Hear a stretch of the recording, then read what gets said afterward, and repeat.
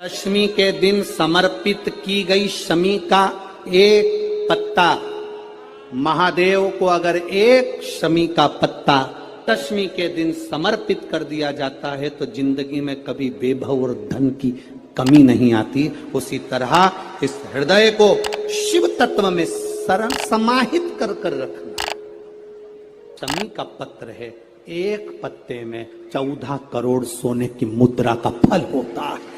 उस दशमी के दिन जो एक शमी का पत्र भूलवश भी महादेव को समर्पित कर दे, उसकी जिंदगी में कभी संपदा की कमी ना आए। एक शमी का पत्र, एक शमी का पत्ता 14 करोड़ सोने की मुद्रा से प्रबल हो जाता है।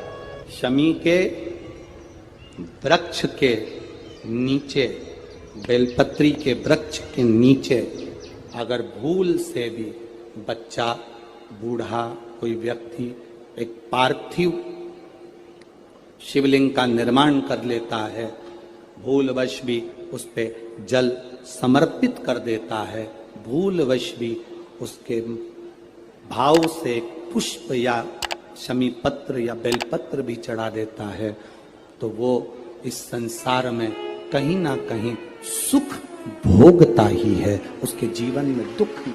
प्रयास करा करो, अगर घर में संपदा लक्ष्मी नहीं आ रही हो, व्यापार व्यवसाय नहीं चल रहा हो, नौकरी सर्विस नहीं मिल रही हो, बहुत तकलीफ हो,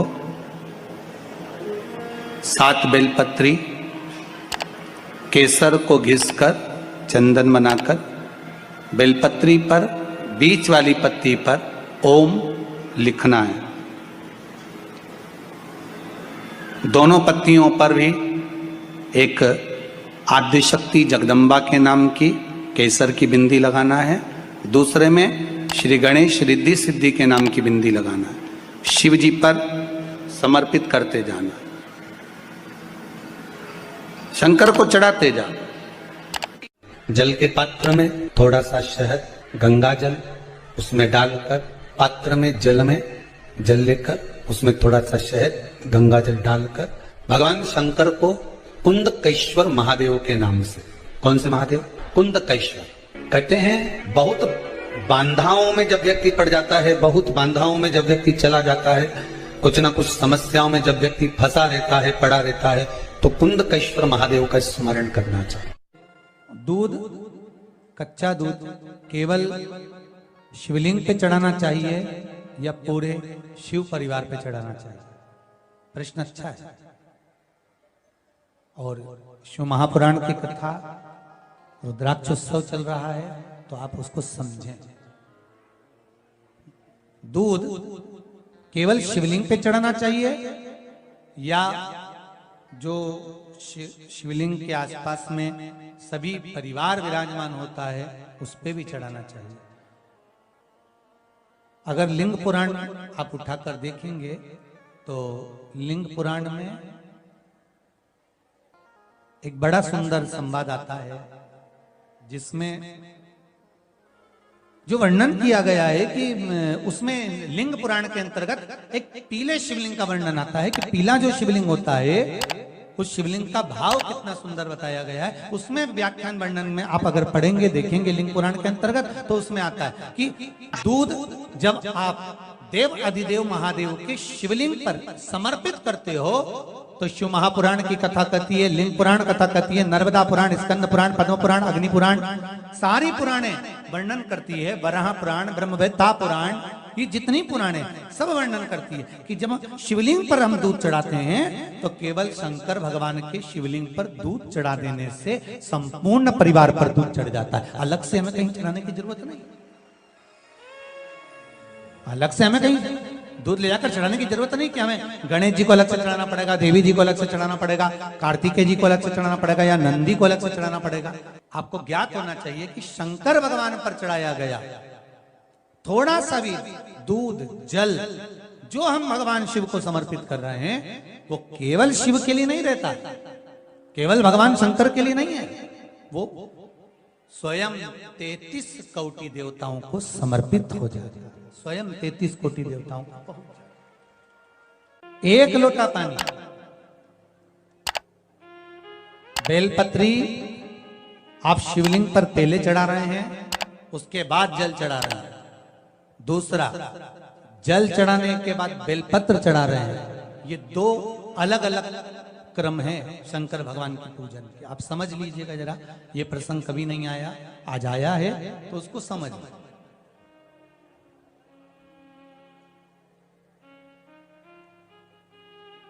पहले बेलपत्र, उसके बाद में जल जो चढ़ाया जाता है, ये रोग मुक्ति के लिए चढ़ाया जाता है।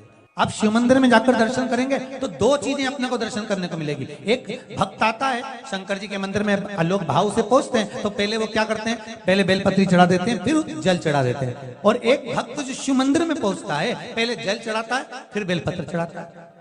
दोनों का अलग अलग क्रम है, दोनों का अलग अलग भाव वर्णन है।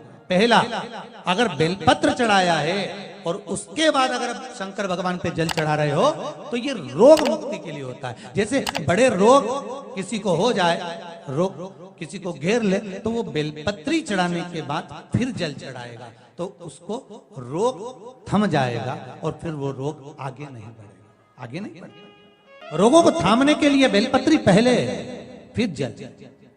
कुछ कार्य के लिए आप, सिद्धता के लिए आप, अच्छे कार्य के लिए आप, मन की प्रसन्नता के लिए, आनंदता के लिए आप शिव आराधना कर रहे हो, आप शंकर की आराधना कर रहे हो, तो आप जल चढ़ाकर फिर बेलपत्री चढ़ाए, उसका लाभ आनंद में।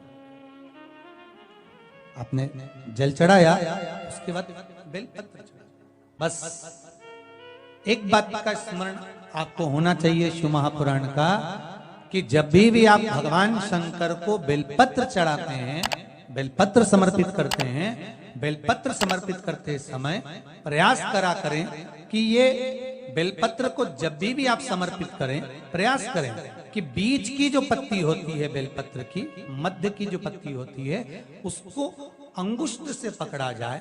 उसके बाद में आप फिर बेलपत्री को शिव पर समर्पित करें, प्रयास करें।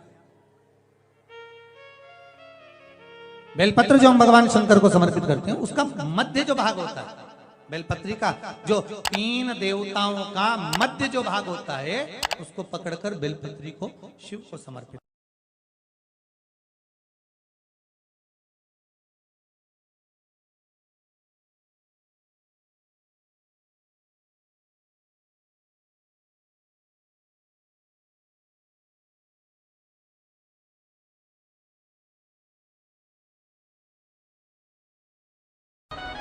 सोमवार की अष्टमी पड़ जाए, क्या पड़ जाए सोमवार की, जम के बोलो जरा, अष्टमी। या तो सोमवार की अष्टमी पड़ जाए, या हर महीने शिवरात्रि आती है, हर महीने आती है, या तो सोमवार की अष्टमी पड़ जाए या फिर सोमवार की शिवरात्रि पड़ जाए, हर महीने आती है। प्रयास करना, थोड़ा सा दूध, देसी गाय का थोड़ा सा दूध अगर प्राप्त हो जाए, बेलपत्री के पत्ते से दूध कटोरी में लेकर, मात्र बेलपत्री के पत्रे से एक एक बूंद, अगर दूध आप एक बूंद अगर ज्यादा ना मिला हो, एक चम्मच भी अगर आपको दूध देसी गाय का मिल गया हो, और सोमवार की अष्टमी पड़ जाए या सोमवार की, जम के बोलो, शिवरात्रि पड़ जाए, उसमें केवल अगर देसी गाय का दूध मिल जाए, जर्सी गाय का नहीं हो, देसी गाय का अगर दूध मिल जाए, बेलपत्री के पत्ते से, तुम्हारे घर के अंदर अगर शिवलिंग है या मंदिर में शिवलिंग है या तुम्हारे नजदीक में कोई शिवलिंग है, उस पर बूंद बूंद, एक एक बूंद अगर शिवलिंग पर दूध समर्पित कर रहे हो, श्री शिवाय नमस्तुभ्यम, नमः शिवाय, या षडाक्षर मंत्र ओम नमः शिवाय, या 33 अक्षर का मंत्र महामृत्युंजय मंत्र, इसका स्मरण कर कर शिव जी पर देसी गाय का दूध समर्पित कर कर इस बेलपत्री को अशोक सुंदरी वाली जगह पर अगर आप समर्पित कर देते हैं, फिर आप जिस भी चीज के लिए अप्लाई करें, मेरा देवाधिदेव महादेव आपका हाथ पकड़कर खींचकर आगे बढ़ा ही दे। मेहनत करना,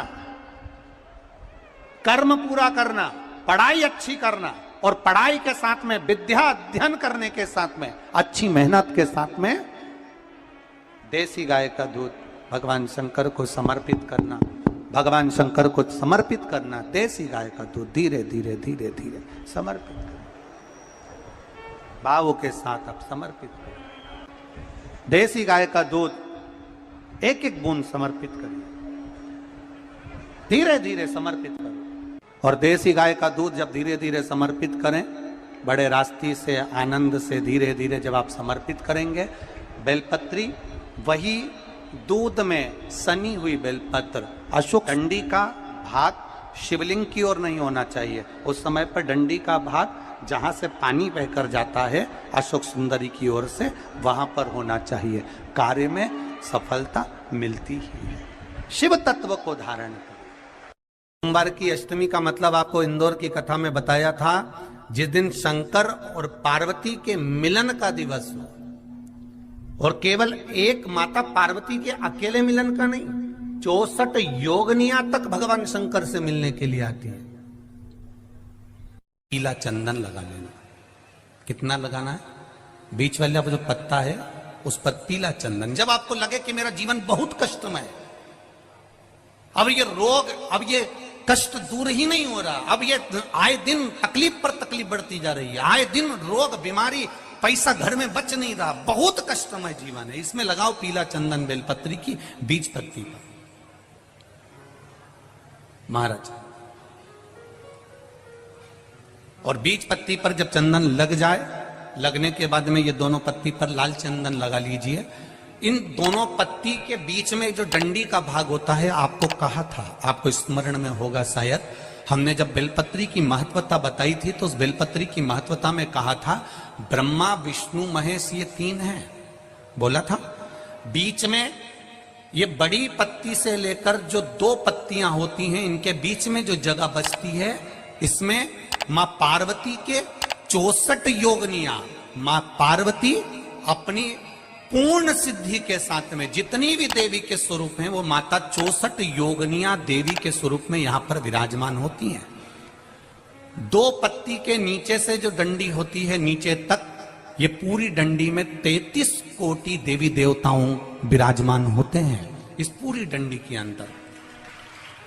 तो ये बीच वाली पत्ती है, ये जो बीच वाली पत्ती का जो भाग होता है, इस पत्ती के भाग में शहद का प्रयोग कर कर, यहां पीला चंदन, लाल चंदन, लाल चंदन, शहद का प्रयोग कर कर, इसी तरह से पकड़कर ये बेलपत्री की जो डंडी है वो अशोक सुंदरी पर जब आप समर्पित करें, तो जहां से जल बहता है उस ओर पर इस पत्ती को चढ़ाकर केवल आपके हृदय की बात कहकर देवाधिदेव महादेव से कोई भी शिव जी का मंत्र, पंचाक्षर नमः शिवाय, षडाक्षर ओम नमः शिवाय, श्री शिवाय नमस्तुभ्यम, या महामृत्युंजय मंत्र, जो शिव का मंत्र हो आपके पास में, उसको बोलते हुए देवाधिदेव महादेव को धीरे धीरे जल की धार चढ़ाना प्रारंभ करो।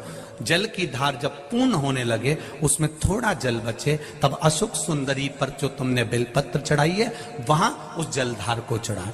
ये प्रयोग आपको केवल सोमवार की अष्टमी पढ़ने पर ही करना है। कौन से दिन करेंगे? जम के बोलिए जरा।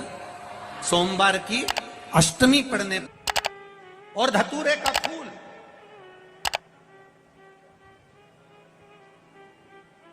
कांटे वाला धतूरा, और उसमें लगने वाला एक पुष्प। आस्था चैनल पर आप लोग देख रहे होंगे धतूरे के फूल का दर्शन।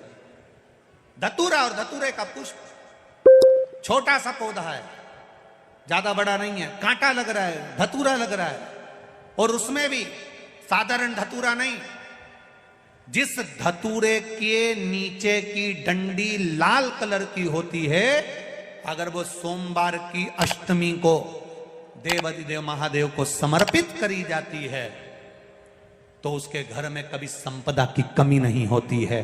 वो धतूरा है, साधारण नहीं है। धतूरे में भी लाल डंडी, जैसे धतूरा गोल होता है, उसके नीचे एक छोटी सी डंडी, देखा है आप लोगों ने? अरे देखी कि नहीं देखी? बोलो, धतूरा देखा है ना?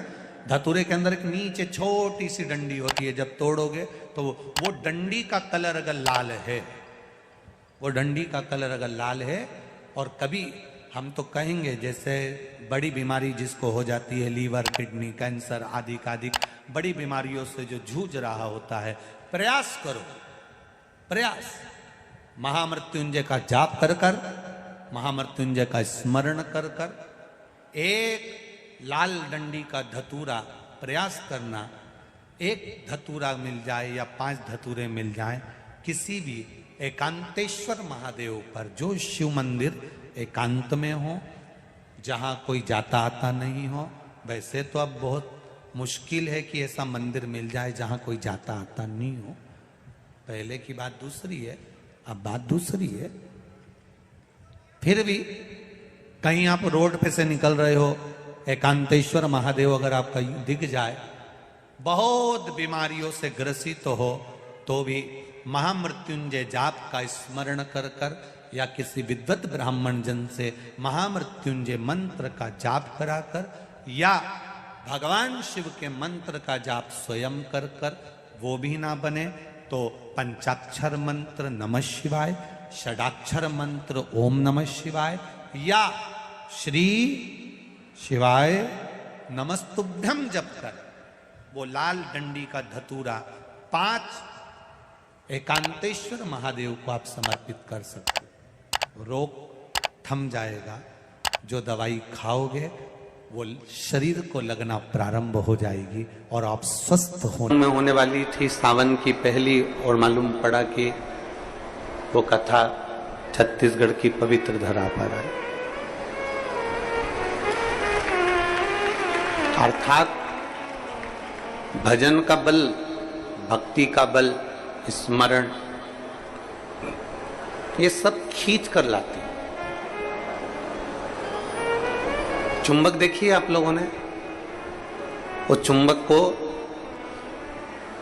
गंगा में रस्सी बांधकर गोताखोर डालते हैं और उसमें चिपकने वाला जो भी सामान होता है वो चिपक जाता है। लकड़ी नहीं चिपकती, कपड़ा नहीं चिपकता, प्लास्टिक नहीं चिपकता। वो चुंबक में जो चुंबकीय तत्व होते हैं वही चिपकते हैं।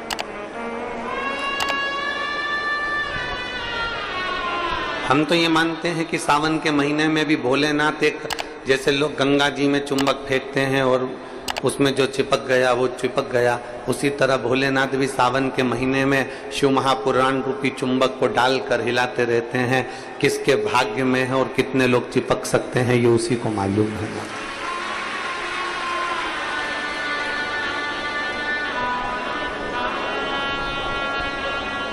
72 साल बाद ऐसा सावन आया है, और उस सावन में अगर भगवान की विरल भक्ति हमारे मुख से हो रही है, भजन हमारे मुख से हो रहा है, कीर्तन हमारे मुख से हो रहा है, तो आप और हम तो सब शिव के चरणों के दास हैं।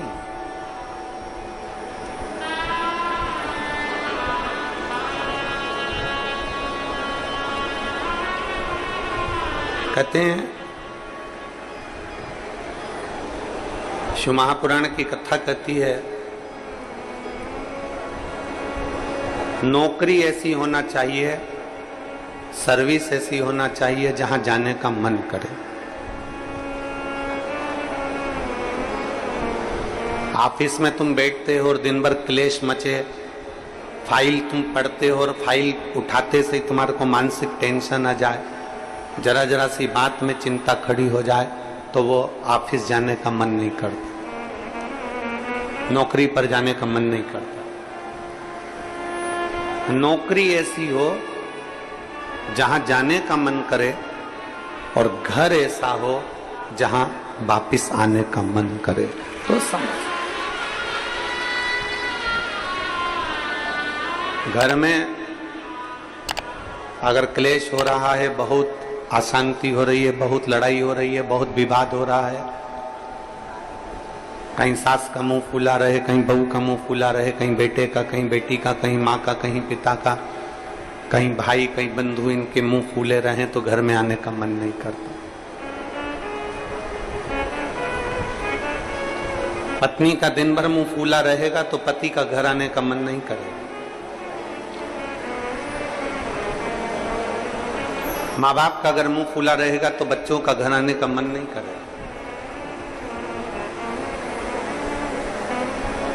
नौकरी ऐसी हो जहां जाने का मन करे। मन करे आपका कि मुझे बड़े उत्साह से जाने का। एक प्रश्न आपसे पूछते हैं, उम्मीद है कि आप लोग उत्तर अच्छा देंगे। हमने भी पढ़ाई करी, आपने भी पढ़ाई करी, हमने भी विद्याध्ययन करा, आपने भी विद्याध्ययन करा। जब स्कूल में पढ़ते थे, मैथ का सब्जेक्ट आता या साइंस का आता, इंग्लिश का आता, कोई सब्जेक्ट जब सामने आता तो कोई टीचर इतना अच्छा होता था कि उसके सब्जेक्ट में भले मन ना लगे पर उसके सब्जेक्ट में बैठने का मन जरूर करता था। बोलो सही है कि गलत? बोलो सही है कि गलत? और कोई टीचर ऐसा होता था कि उसके सब्जेक्ट में जाने का मन नहीं करता था।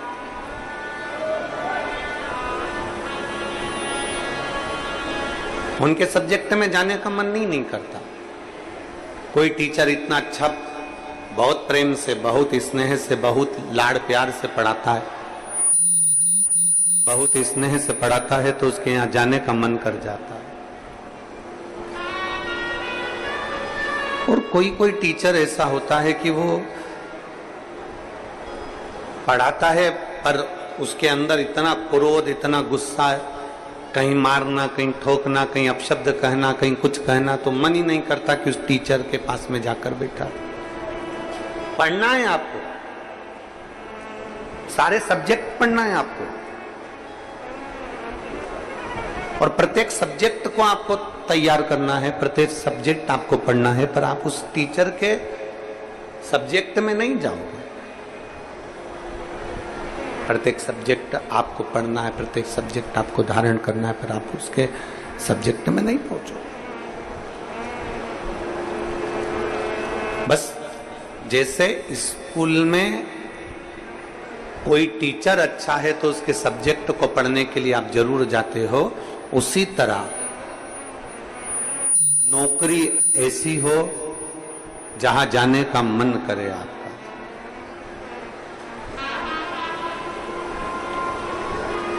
नौकरी ऐसी होना चाहिए जहां तुम्हारा जाने का मन करे, जहां तुम्हारा बार बार मन करे, 5 भी बज जाए ना तो भी मन करे कि थोड़ा आधे घंटे और काम कर लूं, 1 घंटे और काम कर लूं,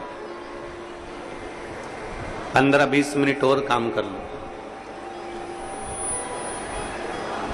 नौकरी अगर अच्छी है तो तुम्हारा जाने का मन बड़ा करेगा और वहां बैठने का भी मन करेगा। तो शास्त्र कहता है कि नौकरी ऐसी हो जहां तुम्हारा जाने का मन करे, और घर ऐसा हो जहां पर सब प्रेम से रहते हो, तो नौकरी से और दुकान से घर आने का मन करे, तो समझ लो कि तुम्हारा घर श्रेष्ठ है। तो समझिए कि उसमें तुम्हारी श्रेष्ठता है।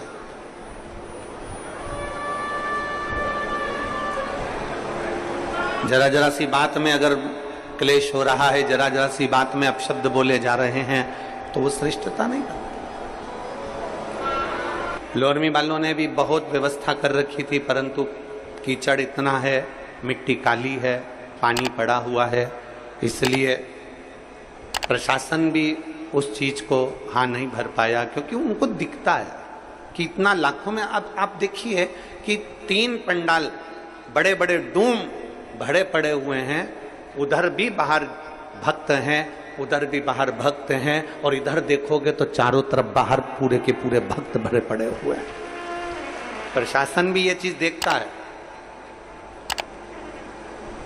कि इतने शिव भक्त आएंगे तो वो आराम से कथा सुने, आराम से रहें, आराम से खाएं, आराम से अपना भजन कीर्तन करें, और आराम से कथा श्रवण कर कर अपने अपने घर को जाएं, किसी को कोई कष्ट ना हो। ये प्रशासन भी देखता।